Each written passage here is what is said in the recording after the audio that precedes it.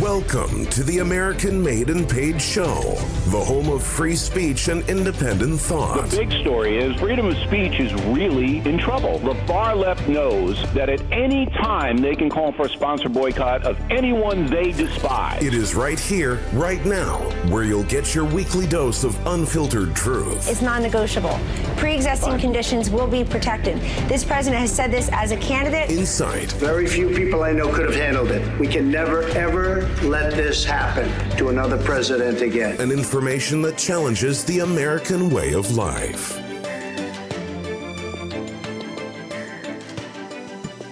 Welcome, everybody, to the American Made and Paid Show.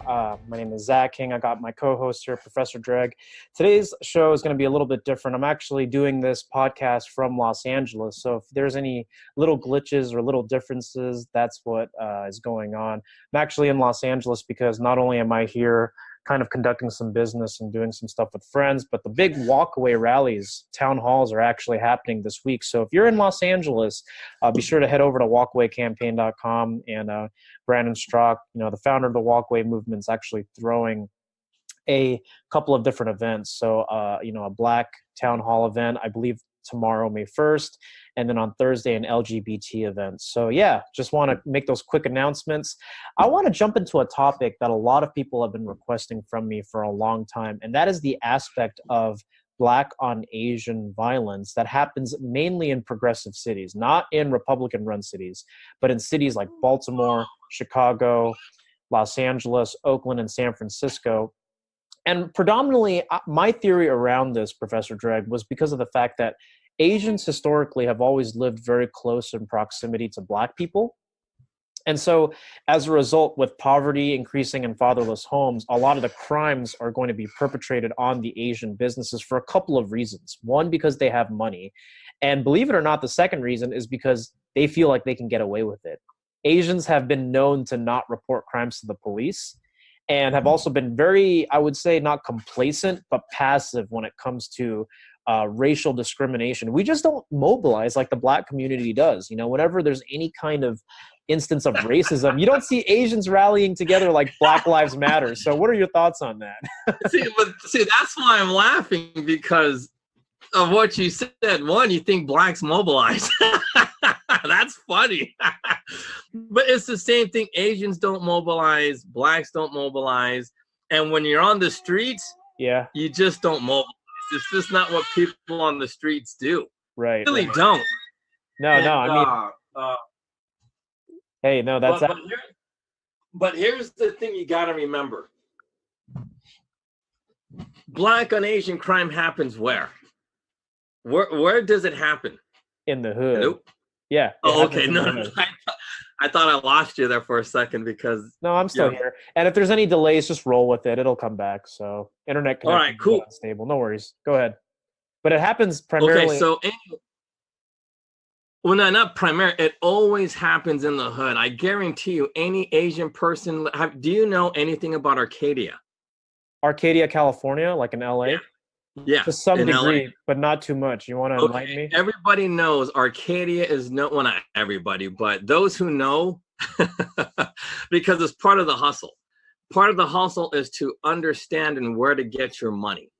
Right. So, a lot of money's in Arcadia. It's known as the Beverly Hills of China, literally the Beverly Hills of China. So I would say a good third of the population in Arcadia right now is basically Chinese nationals. The richest people in China all live in Arcadia for some reason. No, that's true. I know the reason. Well, they've been known to come into those neighborhoods and buy up real estate like crazy. And they've essentially transformed places like Arcadia and San Gabriel into just like very predominantly Chinese neighborhoods. So why does that impact? Go ahead. Well, because think about this. In Arcadia, the reason why they're doing that, buying up everything in Arcadia, is because one, it was cheap, and then they don't really know the United States, and the real estate brokers are really shady.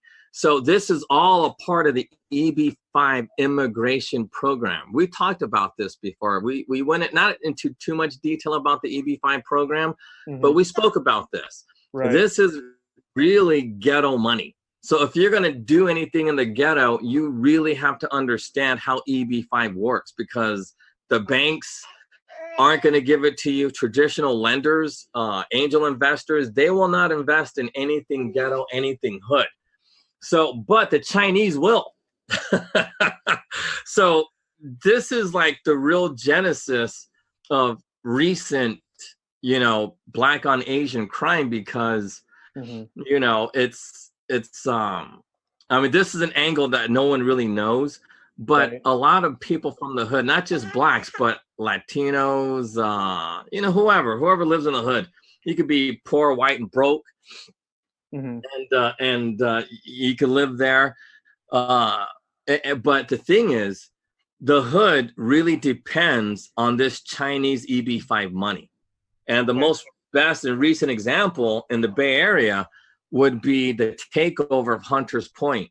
It's all done by EB-5 money, $500 million, meaning, if they brought in $500 million, that means about 10,000 Chinese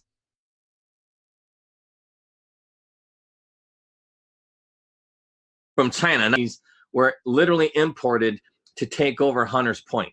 Okay. And, come on. If some Chinese people are taking over your land, kicking you out, people get pissed off over that. And so everybody who lives in Stockton or Modesto, they remember. They remember what the Chinese did to them. So they're holding that let's talk animosity. Yeah. Let's talk a little bit about the Chinese immigration EB-5 money for some of our listeners who are not familiar with it, right? I mean, can you explain that a little bit in more detail? Yeah, I didn't hear you. Wait, you got to repeat it. I did not hear. Yeah. Are you talking about the EB-5 in detail or about the violence? No, tell me a little bit more about the EB-5 program. Okay, so basically the EB-5 program is what Trump really wants to push. Okay. And I totally agree with him, 100%. We need to push the EB-5 immigrant investor program. So basically it's like this. If you live in a poor area where so the basis of the program is this. If you want to live in America and you're an immigrant, pay $1 million, start a business with a local, and you and your entire family could live in the United States, automatically get your green cards. Sure. And in 5 years, you could become a citizen or something like that. Or you get your visa in 5 years, you become permanent resident. Get your green card in like 3 or 4 years or something like that. But you got to spend $1 million. You got to put it at risk. You can't just buy $1 million home and have property. You really have to put $1 million into a business. And on top of that, you have to hire. Sorry, go ahead.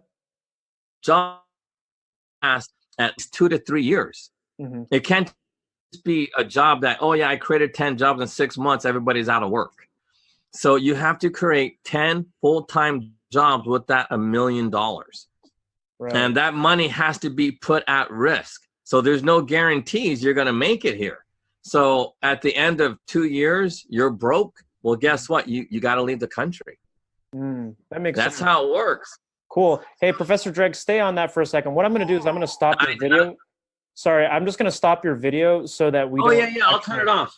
I'll turn it off. That'll help. Yeah, this will help the connection. Can you hear me a little bit more clearly? Yeah, dude, I did not hear anything you said the past like 5 minutes. No worries. Hopefully, the recording will capture that. I'll kind of cut around it. But how's this sound so far to you? Sound okay? Yeah, sounds better. Yeah, because without the video, we can actually hear each other better. Yeah, I want to know how EB-5 immigration, right, with more of these Chinese businesses, how has it contributed to a lot of the tension between Black people and Asian people? No, but okay, so all of the tension is because of this, because of what's happening. So in the recent, in 30 years, the Chinese have been buying up Black neighborhoods, or not Black neighborhoods. They've been buying up white neighborhoods occupied by Black people. And those Blacks have now been displaced to other areas. It happened in the Bay Area. It's happening in LA. and shit, man. And there seems to be no end to this. Mm-hmm. And that's why, like, if you look at Arcadia is a perfect example of this. So, again, if you just look to Arcadia is a third of that city. Like in the old days, and this is actually quite important for most Black people, because look, every year in Arcadia, well, not even Black, just those Black people who understand track and field. So if you understand track and field and you train in track for the off season of football, you know what Arcadia is. Every year, Arcadia holds this really prestigious track meet, and if you get invited to go to Arcadia to this track meet, you know you're going to get a lot of scholarships. I mean, everywhere, like the SEC, everybody's watching you at this track meet. So, it's a big deal. And now it's kind of like, well, you know, Arcadia lost its meaning. Just everything in the hood. Away, mostly through gentrification. And gentrification recently, because everybody wants to blame tech companies. Oh, tech companies. You and Kim spoke about this, about what's that? Those companies. I forgot, but Google and some other company. Oh, Snapchat. Right. But technically, that doesn't really affect the hood because Google doesn't buy property in South Central LA, or I guess they call it South LA. Yeah. They don't go into Compton, and they don't go into Hawthorne or Gardena. They don't go anywhere like that. They don't. Is Snapchat buying up Gardena, or did they buy up Pasadena? You know what I mean? Good way to put it. Yeah. It's a big difference. There's a big difference from the two. Here's the thing, and here's the kicker: if you buy a property in a ghetto like East Oakland, East Palo Alto, which happened. Right? You don't have to spend $1 million. All you have to do is put up $500,000. Right. That makes sense. And that's what they've been doing. So not only are they displacing Blacks and Samoans and Tongans or whoever, they're doing it for half off. So you know what I mean? Because $500,000 to do a business in the ghetto, that ain't going to get you far. What kind of business are you going to start for $500,000? You know, you open up a laundry, some kind of, you know, let's say dry cleaners, not because it's Chinese, right? But, you know, let's say you're opening up a dry cleaners, one of those fancy, 24-hour service dry cleaners. Just to buy the equipment in the bay, man, you're going to have to spend like a couple of $100,000. Yeah, that's just an overhead cost in the beginning just to get started. Yeah, absolutely. Just to buy these green programmed, dry cleaning machines, that's a couple of $100,000 in itself. And then when you apply for your permits and everything else, the rental, because, you know, you kind look, $500,000 is not going to buy you a building. It's just not. Yeah, so, you're right. You know, to throw down money for a lease, like a 5-year lease, you're talking about possibly another $50,000 right down the drain. Right, so right. You got just on machines and your lease, half your money's gone. Because these people who want to invest in the ghetto, they're not doing it to waste money. They're doing it to only spend $500,000. So that's the budget. So, you know, you got $250,000 to run and operate a business, hire 10 people at a minimum wage of, $15 an hour now. Man, when it was raised to 10, that's insanely high. You can't do it. So what do? They run to these, instead of opening up a business, they run to a guy like Willie Brown or Jesus, I don't want to sound like I'm anti-gay, but I can only remember him being a gay congressman out of Nevada. You're talking about Harvey Milk, or is that? No. Harvey Milk of San Francisco. No, but there was a senator, a gay dude. I think we talked about him in a previous episode. I can't. Yeah, no, and I always forget his name. Was he Nevada and he's gay? That's the only thing that's how I remember. Not because I'm homophobic, or it's just how I associate things. There's a lot of things to remember. Sure. Yeah, that makes sense. And remembering people's names is just, it's really, so I go by stereotypes. It's just what we do. You know, it's a survival instinct. So like I say, look, that black dude, the dark black dude, not the high yellow black dude. It's just what I do. Yeah, I mean, that's how it I'm works. high yellow. You know what I mean? Like I'm high yellow. Uh-huh. So when people say like, oh, that high yellow dude or whatever, you know, that's what they do. So, but anyway, so this gay senator out of Nevada, because he was, oh God, he was the counterpoint to McCain. And then people, why do you remember McCain? It's like, dude, because McCain has been around since dirt. You know what I mean? He's old as hell.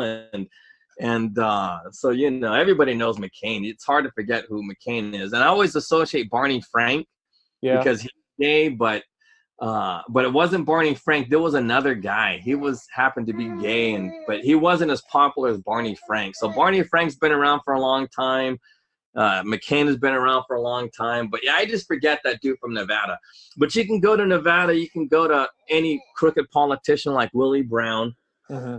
And he's black. So that has to be noted because it's not about race. It's about these dudes are politicians. So these politicians start something called the EB-5 Regional Center, where they group everybody's money together, and then they buy up the hood with that money. Because as long as they call it a T area, targeted employment area, if you buy that up, you only have to spend $500,000, and then they guarantee those people from China all of that coveted green cards. And that's what happens. So, here's my question to you, though. What about the old school Asians that have been in the neighborhood for many decades and the friction between the Asian community and the black community? They get hurt in the process as well? Well, yeah, because they get blamed for it. See, they're getting blamed for all of this stuff. And that's my point. See, everybody's ignorant to what's happening. Mm-hmm. And that's why I say you look to Arcadia. If you understand Arcadia, you're going to understand the violence. Because when we were growing up, the violence against Asians and blacks were literally, like, for example, the Filipinos, they had a gang, and the Filipinos were nobody. I mean, you just have to admit this. Everybody knows it. And, like, dude, talk to any old school Filipinos who've been around for a long time. Like Qbert. I don't know if you know who Qbert is, but Qbert is like the world's greatest DJ ever, and he's Filipino. Not too familiar with him, but yeah, I can totally see where you're coming from. But he grew up in the hood. Well, I don't know. He grew up. I don't want to say he grew up in the hood because I don't know him personally. But just based on how he loves hip hop and does scratching, like, trust me, he's like one of those Filipinos that we grew up with. Right. Because the Filipinos, you know, they're Asian, their families were intact, and they always had money, street money, but still, in comparison to us, they had money. Their parents, I mean, they're so supportive of their kids. Even the stupid ones that wanted to be DJs, they'd buy them DJ equipment, speakers, and every Filipino was a mobile DJ with these massive earthquake speakers, and it was like, man, you throw this in your car and you'd be like, oh. But anyway, and everybody knew it. So yeah, Filipinos are always getting robbed because they always had money. So, and that's just how it goes. But anyway, so even back then, blacks, you know, they would fight, like, because, you know, there was this group called the Louisiana Swamp Dogs. I don't know why. Right. But because nobody was from Louisiana, nobody understood the swamp, but that was their name. And I remember there was a big time fight between them and the Jep Rocks. The Jep Rocks is a Filipino term that was, from what we understood, was spoiled brats. Okay. That's what it meant. Jep Rock meant spoiled brats, but now it means, like, if you go to Urban Dictionary or something like that, they call being street smart. And I'm thinking being a brat is now associated with being street smart and hood and whatever. But anyway, so in the old days there were, but just look, you know, if you knew karate or kung fu, it wasn't going to be enough to stop like a big ass dude who was like 6'3", 6'4". You can kick him all you want and it ain't going to hurt. Well, you know, like I remember. Yeah, I mean, with Asians, sorry, Sophia's crying again. No, go for it. Talk over. Oh, yeah, I know. I just gotta make sure I'm aware of that. But what I was saying is that something that I brought up in my video extensively is the fact that a lot of these Asians, right, aside from the progressive policies, the immigration policies that have been part of why the relations have been like this, is also because they're vulnerable. Because Asians don't report this stuff to the police. That's why it's not really something that gets brought up very often. Well, okay, so hold on, but remember, because you asked about the old school stuff versus the new school stuff. So here's the difference. In the old days, this is weird because the Chinese made a weird alliance with the Samoans, and it caught everybody off guard in the old days. I remember this one Samoan. His name was James. I don't want to say his last name, but he had a Samoan last name. And that dude, when he learned Kung Fu, holy shit, it changed the whole dynamic of gang fights. Yeah. All of a sudden now you could dodge your moves and all that now. Well, but he had power like no one's business. Because, Samoans, that's like a natural warrior race. So we, I don't want to say what we made a natural alliance with the Tongans, but because Tongans and Samoans don't like each other for whatever reasons. I don't know why, but so we associated ourselves with the Tongans because, you need, because that's what happened. So when the Chinese started associating with the Samoans, we had to associate with the Tongans to counter. You know what I'm saying? Because it's just how it works. Like there's always this thing. So there was always been gang violence, but now the violence is different. You see black people just randomly just beating the fuck out of old ass Asian people. They'll beat up women. And that's the difference from back then and today. So, back then it's just the street. Everybody fought everybody. Blacks fought blacks, whites, Asians. They didn't care. And there was rules and all this other stuff. So it was kind of cool. It was kind of like watching a movie if you really wanted to see. Because like, I remember we had this one Samoan, right? And he had nunchucks, and he fought one of our guys, the Tongan with the chain. Oh, it was the world's greatest fight. Nothing on TV could have matched this fight. Two heavyweights, one with the chain and the other one with nunchucks or choco sticks. And I don't know what's the proper term, whether it's nunchucks or choco sticks, but either way, it was a bad, brutal, bloody fight. And they were fighting on top of cars, hitting each other, trying to get leverage. It was good. It was a good fight. But anyway, that kind of fighting is no more. So it's not like, and I'm telling you now, the reason for the violence that we see, because like the violence you're talking about now is kind of like young kids attacking Asians. That's what you see on the streets. Yeah, like young black kids going after Asians for whatever reason. But that's the stem of that comes from EB-5 and the whole process of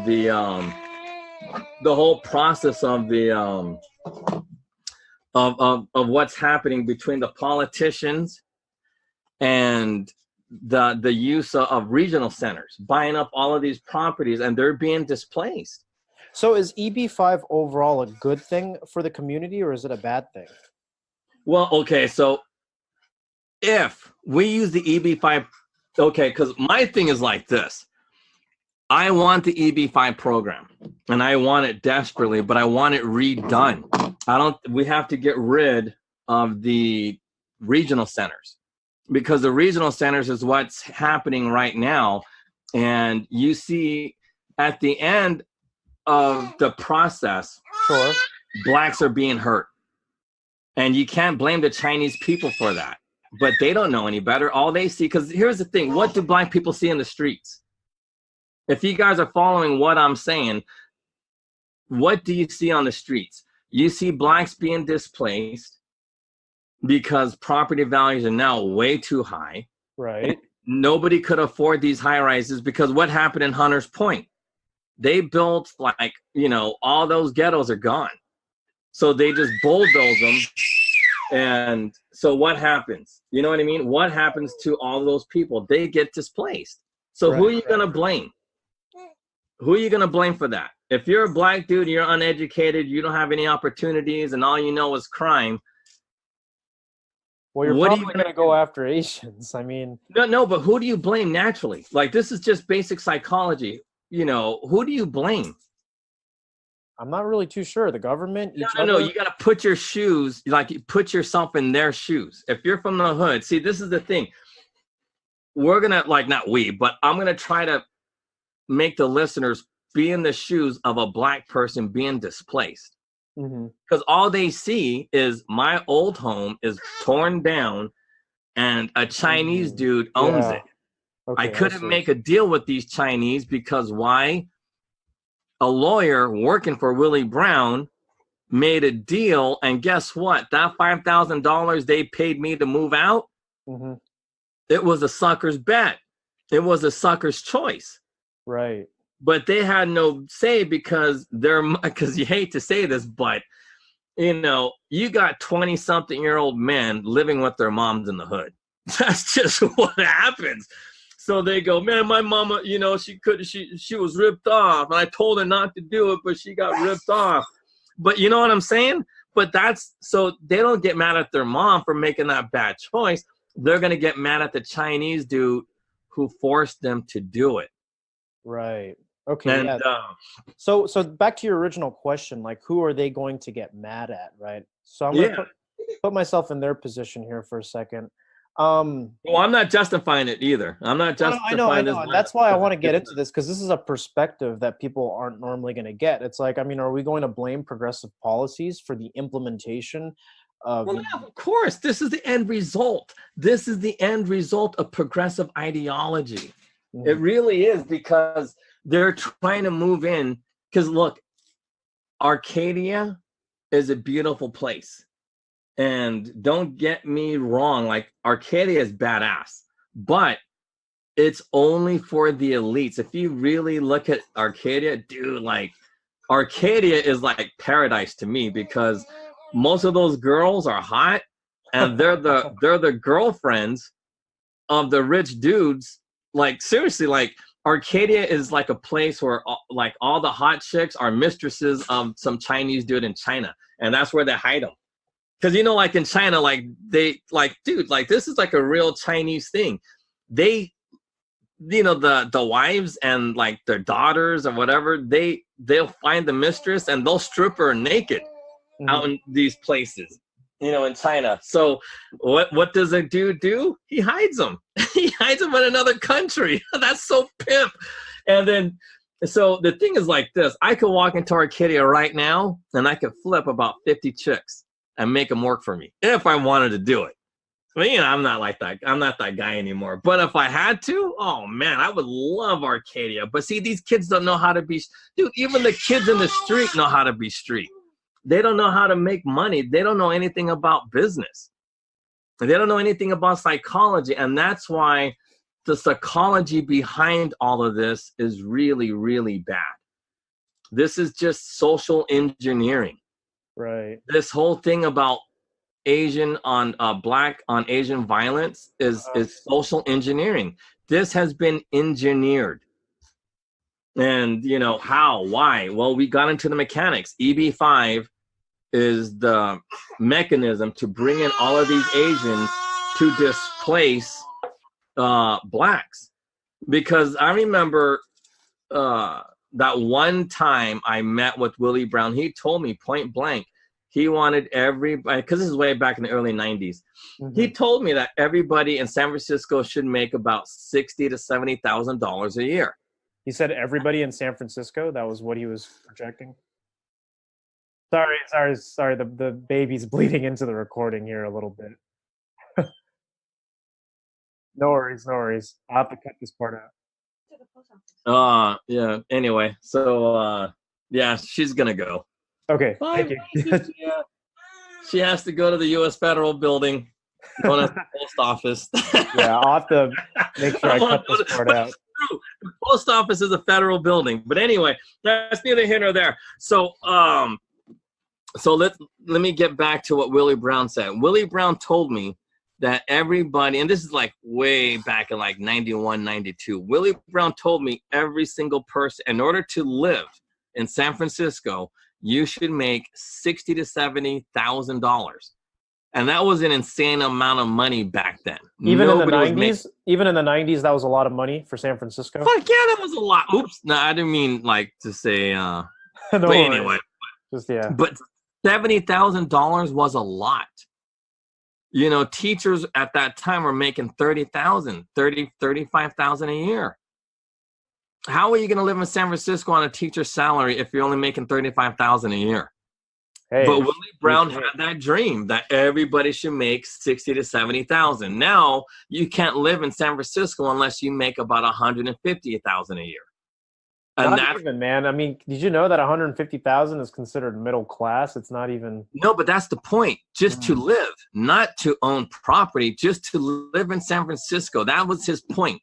Not to own property, but to live in San Francisco, you need to make $70,000, $60,000 back in 91, 92, where everybody was average salary was like $30,000.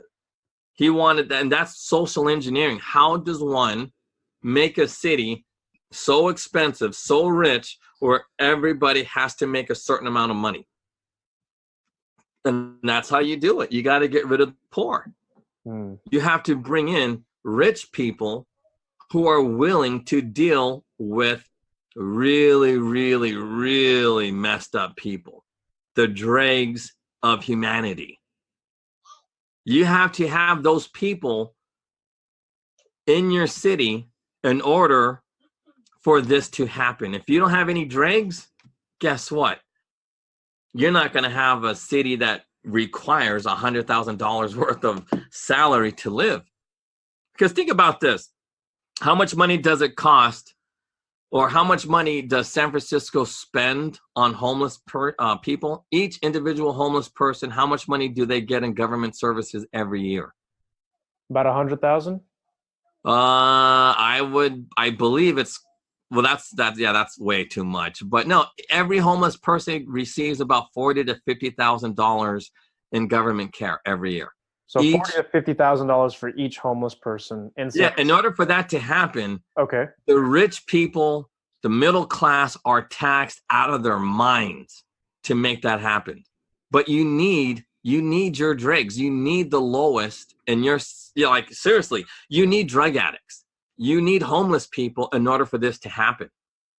So you got all of these rich people in San Francisco living in their bubbles, totally oblivious to everything, as like they don't see it. They don't see all the poop on the streets. They don't see the drug addicts. They don't see, or they're not affected by all the car break-ins. I've been here for about a year, and my car's already been broken into 4 times. Yep, pretty common in the Bay Area. I can. No, but that would never happened. Never would have happened in back growing. I'm not kidding. That's not a hood thing. Like, people don't be breaking into poor people's cars. They break into the rich people's cars. You go into a rich neighborhood, and then you go ahead and break into their cars because they got stuff to steal. But these junkies, they're so desperate for money, they'll break into someone's car just to get $1. You know what I'm saying? And that's the thing. Like, if you get caught, I don't know, like in the old days, if you got caught breaking into somebody's car, you're going to be looking at, anywhere between 3 to 6 months, depending on how many priors you got. Right. You know what I mean? But now these junkies don't care. They don't care. So the cops don't care. Like, they stop, like, let them be junkies. So the high taxes, right? I just want to kind of recoup here because you've given me a lot of information, but the high taxes, the high minimum wage, the high mandate for paying people to live in San Francisco is not just because of the fact that to keep up with its infrastructure or whatever, but it's to go and actually fund poor people. Is that correct? Yeah, that's correct. But how does this tie into Asian and Black violence, or Black on Asian violence? Because these Asians, they're just getting their asses kicked for no reason, because they are socially engineering this. So the politicians came up with a way to find rich people to invest in these ghettos. Which is rich people from overseas, from China, and Hong Kong, Overseas. right? Yep. Because come on. Do you think any Chinese person with any sense growing up in the United States is going to open up a business in the Tenderloin? No, they won't do that. And honestly, to be honest, a lot of rich businessmen in America wouldn't do that either. Of course they're not. I wouldn't. But it's the truth. Look, any normal person growing up in the States, they're not going to say, oh, I'm going to go back and I'm going to invest in Hawthorne, California. Come on, Shaquille O'Neal tried that crap. And he was out of business in a year or two. Now he's doing commercials for that stupid The General. Yeah, so they do it primarily to gain, obviously, their green cards, right? Because part of the EB-5 program, I don't know if we actually outline this for our listeners completely, but it's about creating jobs so that people from overseas who are funding businesses in the United States are able to get green cards as a result after however many years. And here's the thing. And then a lot of people will say this, oh, that's a lie. Professor Drake doesn't know what he's talking about, blah, blah, blah. I was like, no. You have no idea how messed up it is in other countries if you're rich. Because, see, now, in other countries, they still have I don't want to say the code, but they have honor. Like, poor people aren't going to steal from themselves. They're, I mean, I know if you ever go to Brazil or all these messed up countries, there's violence, but it's not like here. It's different. Like, when you steal from somebody, you're not going to steal from another poor person. You're going to go to a rich area, kidnap them, ask for a ransom, do it the old-fashioned way. You know what I mean? So, and you're not going to hurt them. You just want money. And that's basically what it is. And those are the things. It's like, if you're broke with no opportunity, you have to get capital. And unfortunately, that's how you get capital. It's just how it works. Like, you have a lot of times, and even this country was based on this, you have to commit crimes to get capital. Like there's a knock on Christopher Columbus, but I'm not kidding you. This is like a real thing.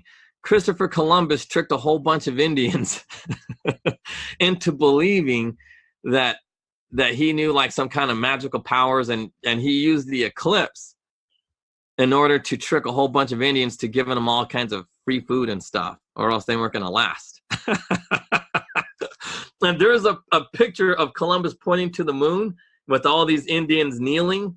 That's a real thing. And people don't understand why that picture is, but those who know, those are like the original hustles, because that's what you're going to have to do. Like, you have to hustle stupid people. If somebody's stupid and doesn't understand something, well, you just got to take advantage of that. And, that's how it works. But anyway, so that still happens in other countries. It's look, when you're broke and poor and you want to get out, you got to get your capital somehow, some way. So, and those countries won't necessarily even have the kind of opportunities that you're looking for in the long run. Like, okay, look, go to the Philippines, go to India, go to China, where there's a whole bunch of poor people, and those look, people don't want to live poor. You go to India, and this is a joke on Family Guy, like the road to India. The airport's all nice, open the doors, and the whole place is a hole of feces. The India's it's just a place. Come on, it's just a third world country, and those people don't want to live like that. And some people they dreamed of a better life, so they're gonna steal and rob or whatever. But here's the thing: why do people elect to go to the U.S. under the EB-5 program? Because it is the cheapest in the world. To only spend $1 million for a green card for your family to escape the hole of feces that their country happens to be, to live here in the United States, where even dude, but seriously, take San Francisco out of the equation. The poorest slums in the United States is like paradise in India.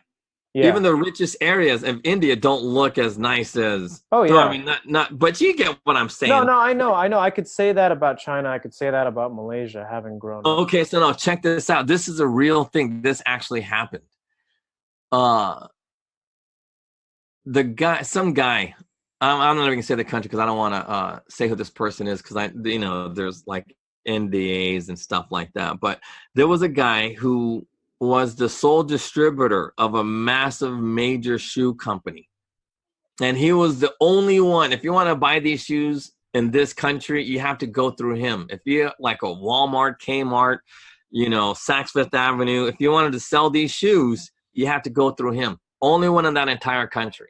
He owned a chain of restaurants, super rich. Mm-hmm. They kidnapped his son. And even though he paid the ransom, they killed his son anyway. And he was tired of, come on, how many times can you kidnap his family? How many times, this guy wanted to leave his country. So, but Ken, like, he couldn't get, because look, when you're doing things the legal way, when you're trying to migrate into this country legally, the government has a lot of questions to ask. Like, hey, why are you coming here? You're so rich. How come you just can't buy security guards? Why can't this? Why can't that? Yeah. Because the security guards are corrupt. You could pay somebody all the money in the world, but even those guys are touched by the hood. You pay some dude $50,000 in a messed up country, and those guys now become targets because they got money. So, of course, even the security guards can turn on you. So this country asked him and just thought that maybe he was involved in drugs. And they didn't want him to come the regular way, so they forced him into the EB-5 program. And he had to spend like $4 or $5 million because that's how rich he was. And it was like a hustle. The government hustled him to spend $5 million. And that's why he did it. So a lot of rich people are doing it just to get out of the country. And I know, like in China, a lot of these dudes are doing it to hide their mistresses. That's why Arcadia is like, man, I love Arcadia. But anyway, so just to shift gears real quick, one thing I wanted to ask you was, what do you have to say about people like Nancy Pelosi and Dianne Feinstein who come from places like San Francisco? And the interesting image here is that you'll never see them really go through San Francisco. You'll never really see them walk through Chinatown. They don't live in the areas they represent. That's what I'm saying. So I was going to lead that point in with someone like Maxine Waters, who's been and she owns criticized for that. No, I heard about that. Bank owner. She owns banks. I think they have 5. Like, I think she's a very rich woman. She's worth like millions and millions of dollars. A lot of these career politicians from progressive cities who don't represent their districts are very, very wealthy. Yeah, and a lot of people always say this too. How can a person who makes $150,000 a year have like a $40 million net worth? Yeah, I know. Not even 40 million. Like Nancy Pelosi is very close to being worth $1 billion between her and her husband. And I'll tell you how she did that. How did she do it? Very similar to the EB-5 program. They wrote a law helping Visa. Seriously, they put restrictions on every single credit card company, Discover, MasterCard, everybody. Right. But they favored Visa. 2 days before this law was to take into effect, she bought like 100,000 shares of Visa. So how did she know? I mean, that's just a good business move. How does that explain the fact that she's worth? Dude, that's called insider trading. Oh, okay. I see what you're saying. She bought 60 to 100,000 shares 2 days before this law was going to be passed in Congress. So she knows about she wrote the law. She knows about the regulations before they become regulations for everyone else. And that's totally legal. See, Congress can do this. Martha Stewart went to jail for not cooperating to testify for insider trading. Okay, that makes perfect sense. But think about this. If it's illegal for everybody and it's illegal to lie about it, or not even, because she okay, this is the thing about Martha Stewart people really need to know. She didn't commit any crime. She just lied. And I don't even think she lied. She just didn't want to testify because, she didn't want to say anything.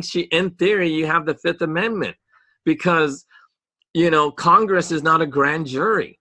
They're just a bunch of people who literally do nothing for our country. Right. And, they do stuff, but, just out of, as far as what they do for this economy, they don't contribute.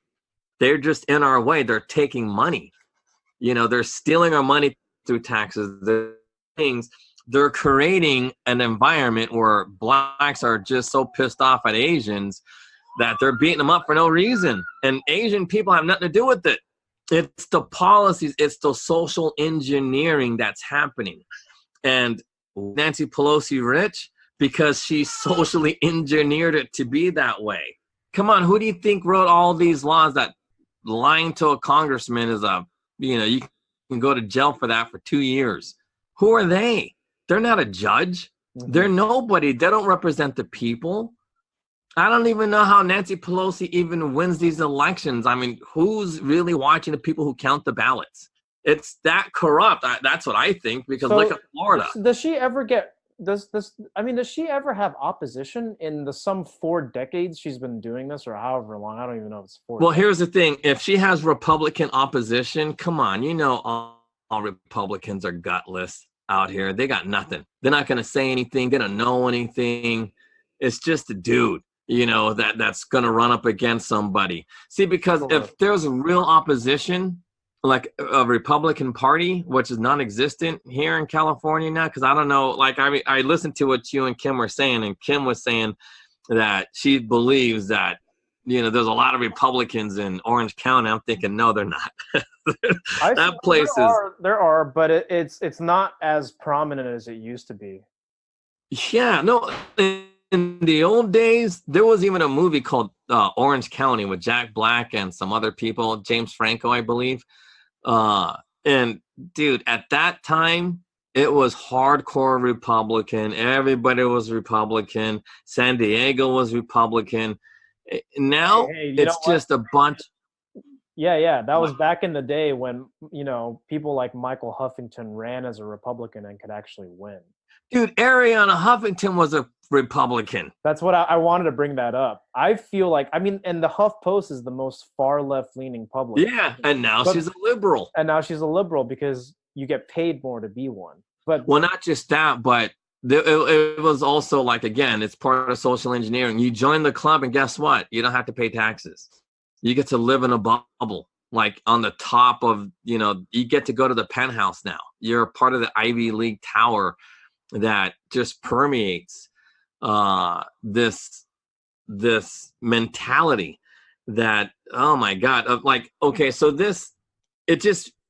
if you really want to talk about hatred, that's what this is. This is kind of like watching Ghostbusters and all that pink ooze that feeds on hate to make these monsters and Ghostbusters do. That's what progressives do. It just permeates this pink ooze that's filled with hate and making all these people fight each other, kill each other in the streets while they're profiting. And very few people get to live like Pelosi. Very few.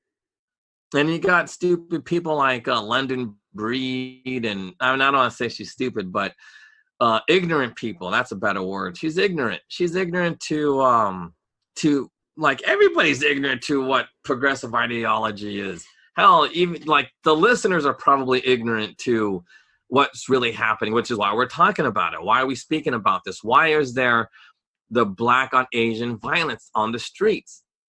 And why is it unreported? Well, the number one reason why it's unreported, because Asian people know from experience the cops won't do anything. That's what I said in my initial video, yeah. Yeah, no, but it's even if it's caught on tape, they're like, we can't catch it. You're alive. And they only took several $100s from you. Yeah. And the funny thing is we've already talked about the incompetence of police officers because they're not educated. Well, no, but they're not incompetent. They're told not to do anything. Why? Oh, okay. Because let the insurance company handle it. This is also part of the scam of insurance. We talked about this in a previous episode, how I know without a doubt, insurance is a scam. It just is. And if people don't know this, insurance is a way to make you believe we're not living in the wild, wild west. But, it's just a scam, because what's happening today is worse than what happened in the old days. In the old days, this never would have happened. Never would have happened. Never, not even a million years would this ever happen. But now there's an entire industry funded by this.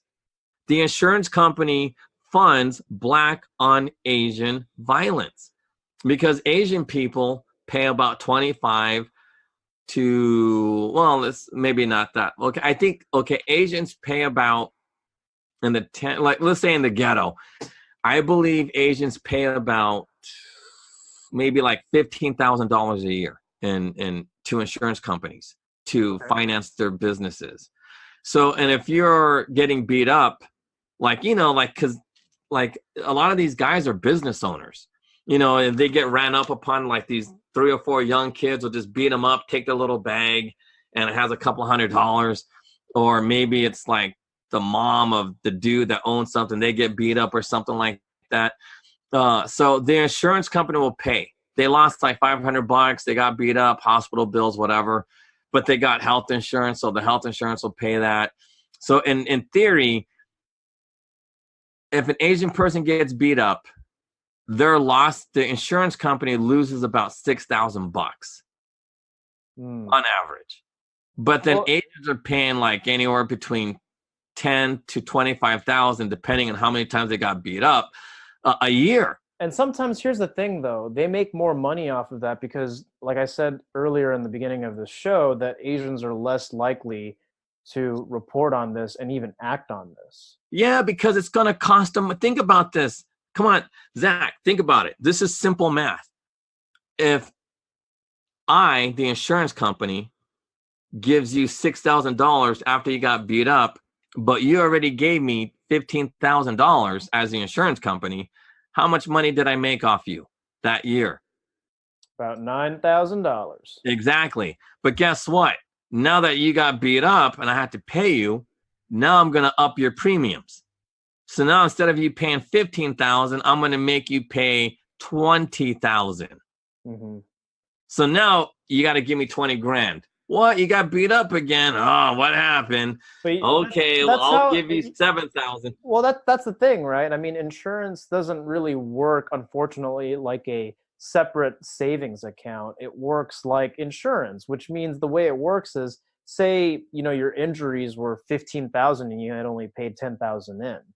And that's what they operate off of. But see, the thing is, that's few and far between, right? Because the whole point of doing it is to alleviate that in the event that you do have to utilize it, which is why I don't know. Like we've already talked about this. I don't really think that insurance should be something that is like, you shouldn't have to get insurance if you don't want to, but yet we mandate that for people who drive. You know, we mandate that in certain situations.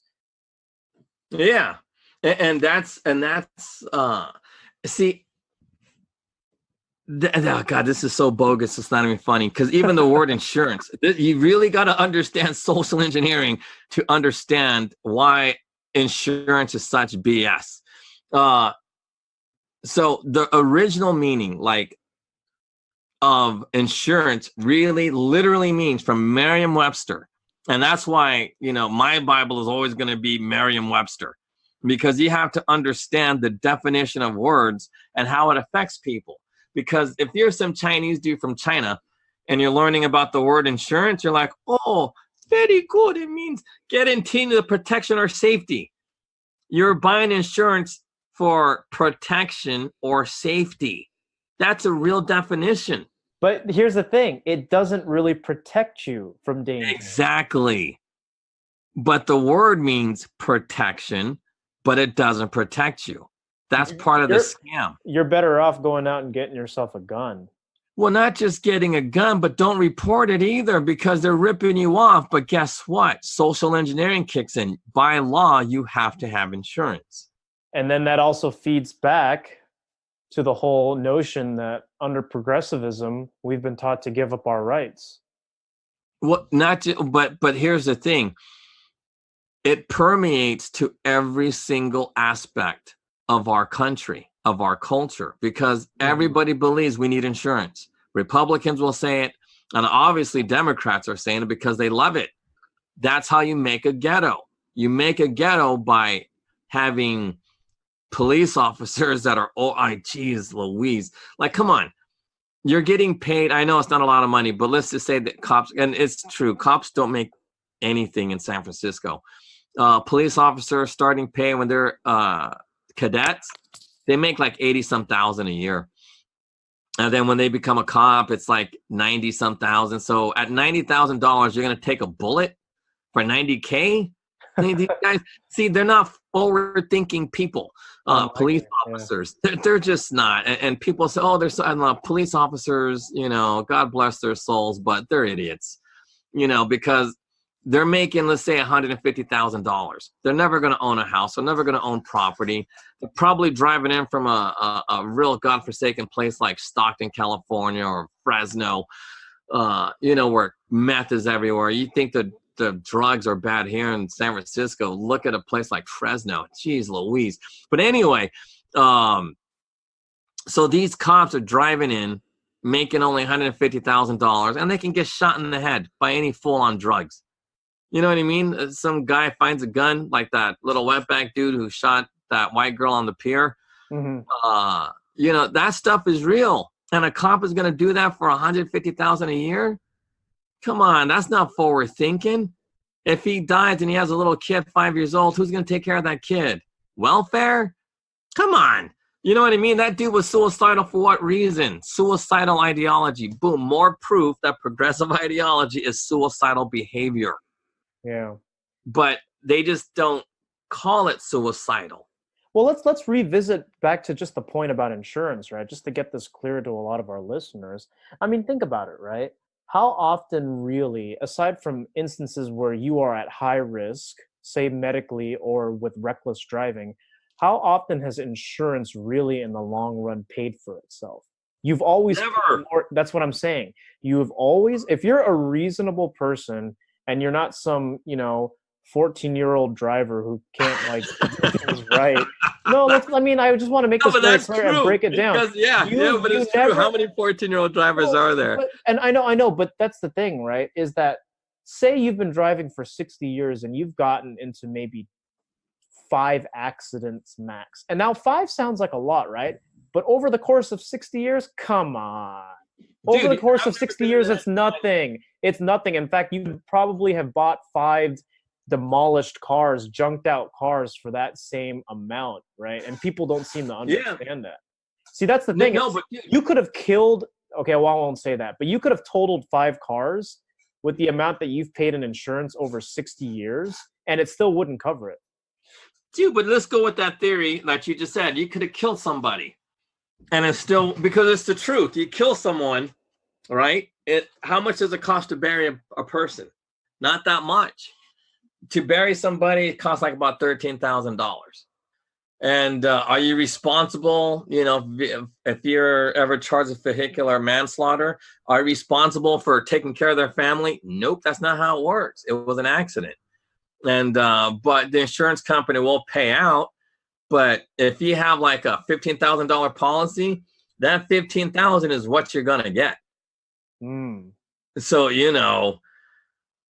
and so the reality is that guy who killed somebody with his car still pays way more to the insurance company than the insurance company pays out.